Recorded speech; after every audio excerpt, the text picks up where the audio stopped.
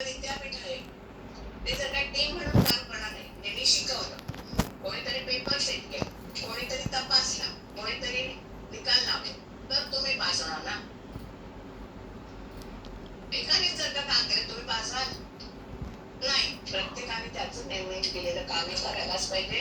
त्याच्या क्षमता म्हणजे त्याच्यात ते काम करण्यासाठी आवश्यक असलेल्या स्किलचं डेव्हलपमेंट पण आपल्याला करावंच लागतं. आणि त्याचबरोबर आणखी एक महत्वाची गोष्ट असते ती म्हणजे एका लीडर नंतर दुसरा लीडर तयार करण्याची प्रक्रिया पण तिथूनच तयार झाली पाहिजे. आणि जर का दोन व्यक्ती तयार झाल्या तर मग सासू सुनातलं भांडण होतं.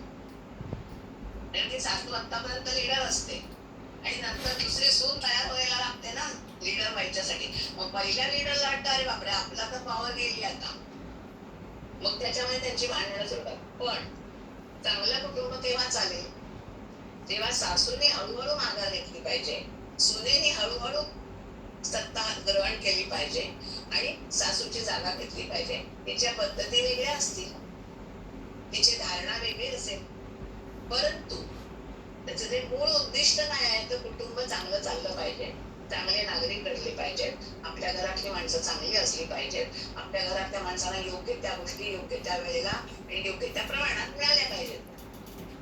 हे जर का हे जर का आपण करत असू तर तो चांगला लीडर आहे.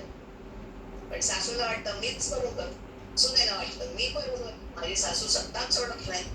तर चांगल्या लीडरचं सगळ्यात महत्वाचं काम असं असतं की आपल्या पाठचा लीडर पण तयार करणं. मी नाही ना तर माझं घर चालतच नाही. अरे ही चुकीची गोष्ट आहे. You are not good leader. मी नसताना सुद्धा माझ्या घरातली माणसं चांगल्या रीतीने घर सांभाळू शकतात असं जेव्हा तुम्ही म्हणालात तेव्हा तुम्ही गुड लीडर आहात.